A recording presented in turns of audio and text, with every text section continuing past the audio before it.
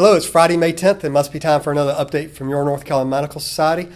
This is the week that the members really hear about the diversity of issues that we work on down at the building. Yeah, a wide number of things moving because this was crossover week, which I think we mentioned to you last week, which is the self-imposed deadline that the House and Senate put on themselves to move bills that do not contain a fee or an appropriation. So a lot of different bills moving this week. Yeah, so let's get to it. We're just going to buzz through quite a few of them. The first one is the Cancer Treatment Fairness Act. This is something that has been sought for a long time, would create parity in pricing between oral chemo and intravenous chemo, something that would really make some more affordable options for patients to get their chemo treatment. So a lot of discussions among legislators about that, a lot of questions. So that was a bill. Anytime you're talking about money. Yeah, that's right.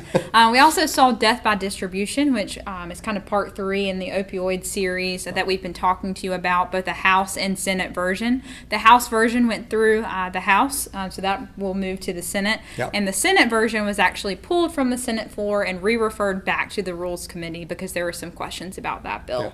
But still feel pretty confident that bill is going to move.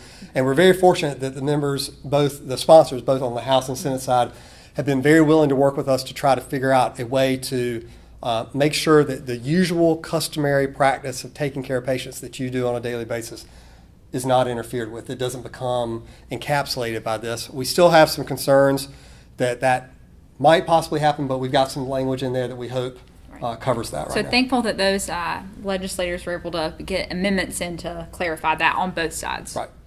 We also had the hands-free bill go through this week, and that would eliminate the ability for you to actually hold your phone in your car for any reason. So a lot of back and forth on this bill. It included drinking, food and beverage, and cosmetics, and that was pulled and then put back in. So a ton of discussion both in the Rules Committee and several other committees about this bill. It changed several times, but they were able to get this through the House, and then we'll see what its journey looks like in the Senate. A lot of people think that distracted driving is a leading cause of accidents these days, so we understand why people are wanting to do this. But one thing that the legislators talked about was the enforceability of it. How are we actually going to do it? And some legislators were just saying, look, we need to raise awareness. And if this is a way we raise awareness, even if we can't enforce it, it's worth doing. Another bill that we saw move through was the emotional support animal. So we bring this bill up to you because it will now require you and some of your other peers, PAs, NPs, psychiatrists, and psychologists will now be required to sign off on emotional support animals in order to be used in a tenant residency process. That's right. Another one, just to change subjects completely for you, is a medical malpractice bill. This is actually introduced by a couple of lawyers that would change the jury instructions from optionally going back to the jury to being required to go back to the jury, or I think then they amended it again even for it to be optional anyway. And then also to assign a single judge. So instead of whatever judge you show up to, it would say this judge is going to see this medical malpractice case all the way through. Also saw several telemedicine bills move this week. 2 different ones. Yep. One is really more sponsored by the health systems, and this one is something that would have created parity for telemedicine visits to in-person visits. It would have created some requirements. It would have spoken to whether an insurance company could require you to be in their network or not. A lot of controversy around this. Anytime you start talking about mandates, anytime you start talking about required payment, of course the insurance companies get very, very nervous. So a negotiated bargain passed the House. I think it still has a few more steps to really get worked out in the Senate. Yeah, so we'll see what that looks like. Yeah. Another telemedicine bill, though, also dealt with opening up access to telemedicine visits in the behavioral health and mental health space. That's something that we thought was important for a long time. Very thankful to the folks that are pushing that bill. They've been very gracious to work with us and make some accommodations. There's still going to be some more that were not fully encompassed in the bill, but are going to be fixed on the Senate side. So we look forward to making sure that folks that need those services can get them in a timely way.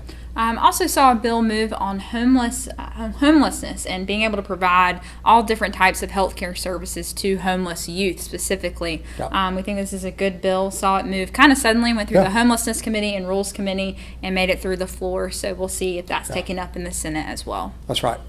And like Sue Ann said, this is crossover. We've been working to this for a couple weeks, been telling you about it, but let's look beyond that because now we're racing towards July 4th. So what you can expect in the next couple of weeks is a budget from the state Senate, because the House, remember, passed their budget last week. So they are expected to pass theirs probably the week of Memorial Day. So 3 weeks from now, we should look at a Senate budget and then start a conference process, because they will no doubt be So they're meeting different. to decide what their budget will look like right now. That's right. That's right.